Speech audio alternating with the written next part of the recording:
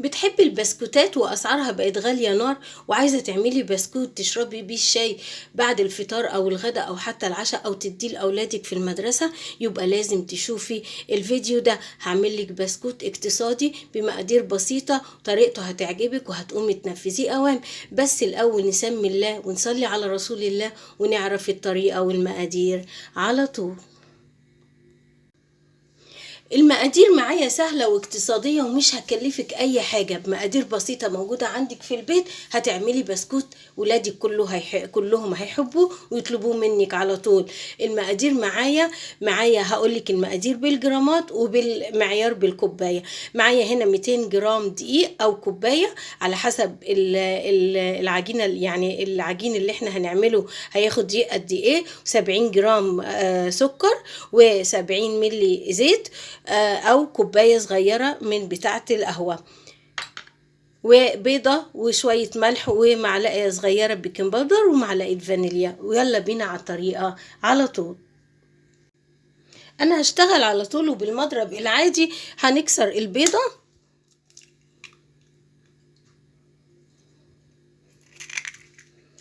وهنحط عليها ذرة الملح وشوية السكر وطبعا الفانيليا.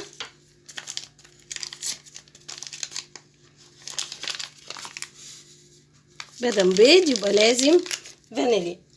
وبالمضرب العادي انا هدوب كل ده مع بعض، مش هحتاج لا مضرب كهربائي ولا حتى الخلاط ولا اي حاجة. البسكوت بسيط وسهل جدا ومش هياخد منك لا وقت في عمايله ولا مقادير تحسيها تقيلة عليكي وهتكلف ميزانيتك. لا، دي مقادير بسيطة جدا مش هتاخد اي حاجة، مجرد كوباية دقيق وبضاية وشوية زيت وسكر وخلصت الحكاية.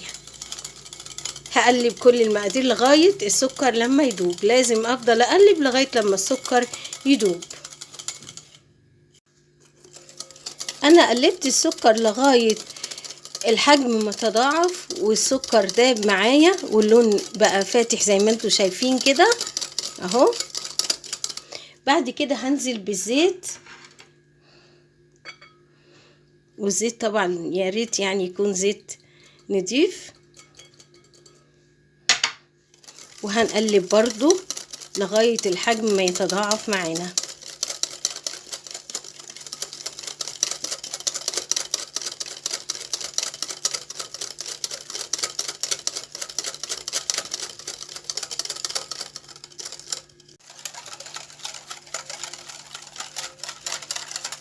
خلاص انا بستمر في التقليب. خلاص كده انا خلصت. معايا الدقيق بس مش هنزل بالكوباية كلها، جزء جزء.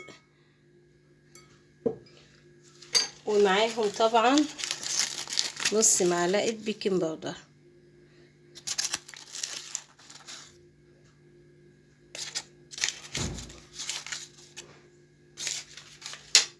وهنقلب ونشوف العجينة. وبعد كده طبعا هنلم العجينة بايدينا.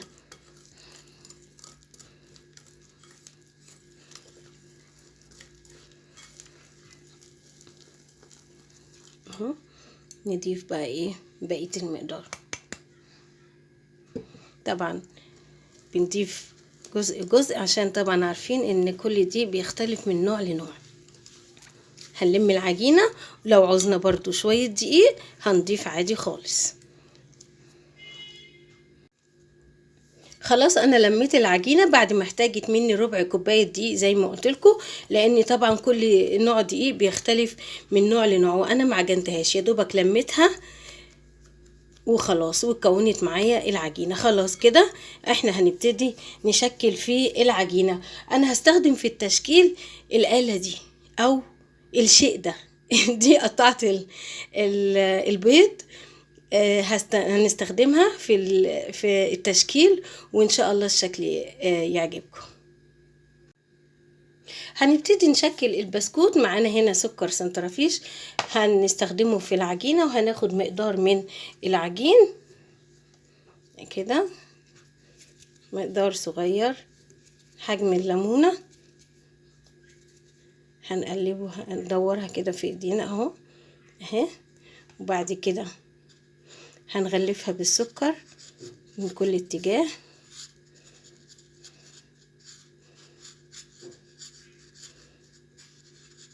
كده. وبعد كده هنقوم حاطين العجينة واخدين شكل اللي قدامنا ده. هنظبطها عشان تبقى مستوية. بعد كده اهي هنقوم مطلعينها بالراحة، هتبقى بالشكل الجميل ده قدامنا. شايفين الجمال؟ واحدة كمان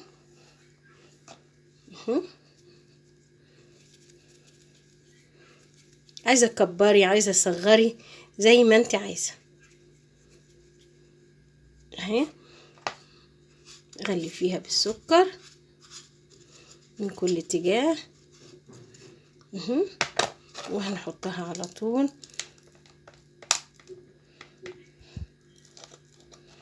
ونظبط على حسب الشكل عشان العجينة تاخد شكل القالب اللي معانا.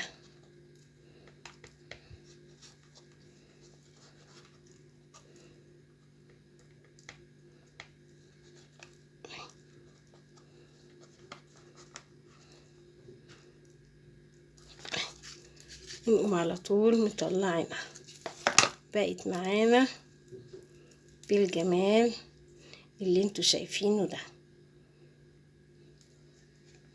هكمل طبعا بقية الكمية وهنشوف هنعمل ايه مع بعض. اخر واحدة معانا اهي المقدار، ومعانا هنا اهو نغلفها بالسكر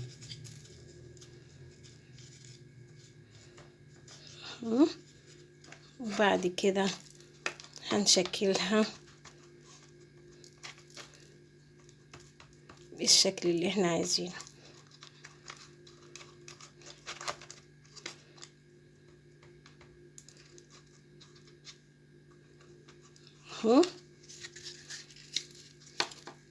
هنطلعها بقت الجمال اللي انتوا شايفينه ده. هنحطها هنا خلاص كده المقدار بقى كامل معايا. هروح طبعا انا مسخنه البوتاجاز، فرن البوتاجاز على درجه حراره 180 وهحطه لمده من 10 ل 15 دقيقه، ولما يستوي هنشوف الشكل مع بعض ان شاء الله. وده شكل البسكوت بعد ما خلصت الكميه كلها، وهروح احطه في فرن البوتاجاز زي ما قلت لكم على درجه حراره 180 من 10 ل 15 دقيقه ولغايه لما ياخد اللون الاشقر، وهنشوف شكله النهائي مع بعض. وده البسكوت بعد ما طلعته من الفرن اول ما استوى بعد ال 15 دقيقه، فتحت عليه الشوايه علشان ياخد اللون الاشقر الجميل معانا، وهنشوف شكل التقديم بتاعه مع بعض. وده شكل البسكوت اللي عملناه مع بعض النهاردة. يا رب الطريقة تكون عجبتكم وانتوا شايفين جماله وهش وطري وزي يعني مش عارفة اقول ايه، يعني بجد طري وجميل وحلو جدا. يا رب الطريقة تكون سهلة وبسيطة وتقومي تنفذيها اوام، وتعملي لي لايك وتشتركي لي في القناة وتسعديني بأحلى تعليق. بحبكم في الله.